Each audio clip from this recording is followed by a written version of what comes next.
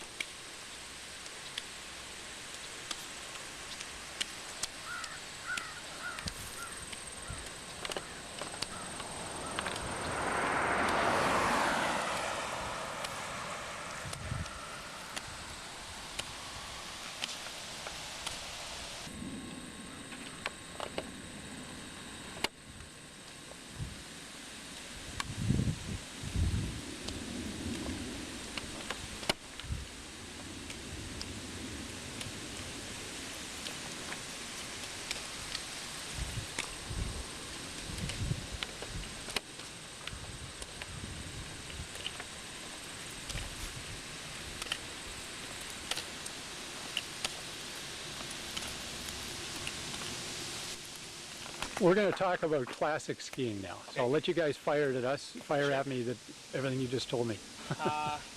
Okay, well certainly the same theme carries over from the skate to the classic with that work, relax, and it's a very defined impulse right at the beginning of the motion when your body's tall and you have the weight to drop and the muscles to use, and not a long sort of pull all the way through.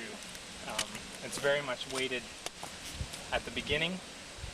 There's emphasis on higher hands, but it's not necessarily lifting your hands to the sky, but if your arms were to swivel, it's more of a swing up as opposed to a lift up.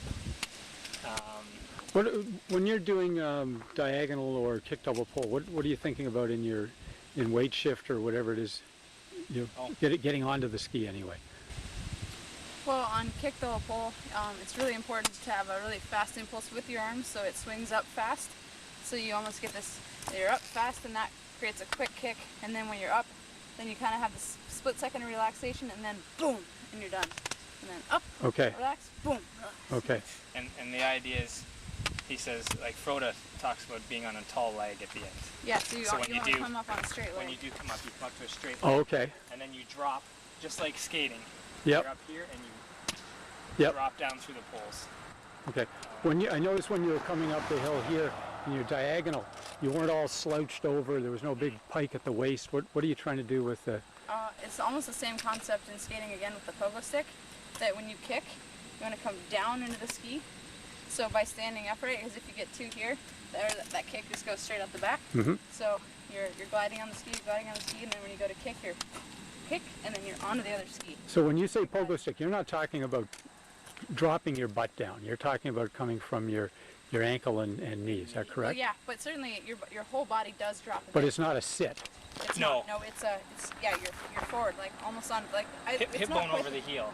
Hip over the heel. Yeah. You'd be there. You have that line. Okay. Almost through your shoulders, hip, heel, as opposed to there my line's changed. Mm-hmm. And then if you're too bent over, right, that down, you've changed.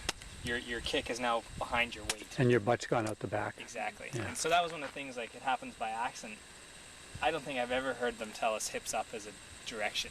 Yeah, it's more, we've been actually focusing, for me particularly, I've been trying to stand up more, especially as the hill gets steeper, so that you stay on top of it and you don't get your hips behind you.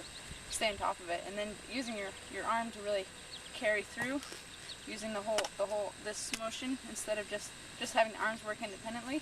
You actually use your body and pull through, and then as you pull through fast, that's when the sink happens. So it's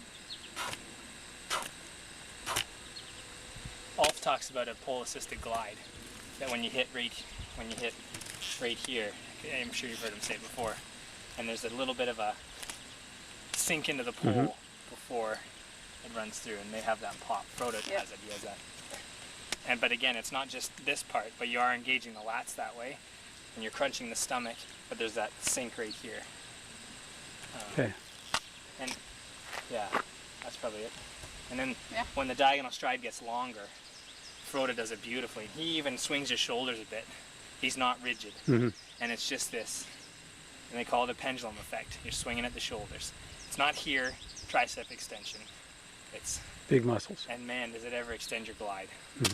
You know, usually you hear, okay, glide longer, glide longer, glide longer. Well, how do you do that, right? You're like, but you do that arm pendulum effect, and you can't help it. Yeah. And your hand back to here, which is my biggest thing to work on.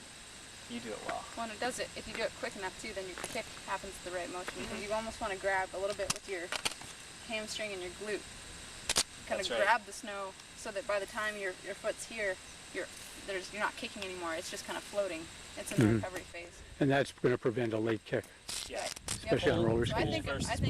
I think of kicking almost in front of me, and by thinking about it that way, the kick still may happen right here, but it's done by the time it needs to be done. So I think of kind of grabbing the snow and sinking at the same time. Now, in this climate, we're on snow a couple of months and roller skiing the rest of the time. So what I hear you saying then is that it's pretty difficult to do this unless you're going to roller ski. Right, yeah. I mean, this is a motion you can't simulate running, you can't simulate it rowing.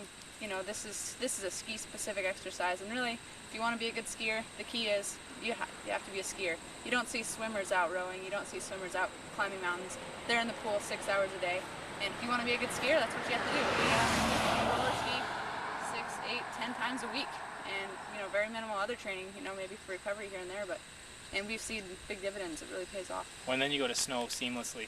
We go to the glacier every 4th week, and there's no day or two of tired, dead arms and dead ski muscles because we've been roller skiing so much. You just hop on your skis and it's full-on training.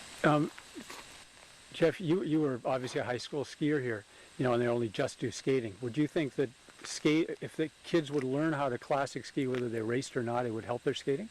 Sure. There's so much of it translates together. And it's better to be a classic skier first and switch to skating as opposed to skating and switching to classic. So, and if you could ever learn the two together, but you get, good weight shift. And if you're only going to be a high school skier, but if you have aspirations beyond that, then I only classic skied just enough to make nationals when I was younger, and it's taken me a long time now to get it back. And I wish I'd put more emphasis on it, because when you get it, it's a very fun technique. Anything else you guys think I need to know, people need to know? Skiing is a fun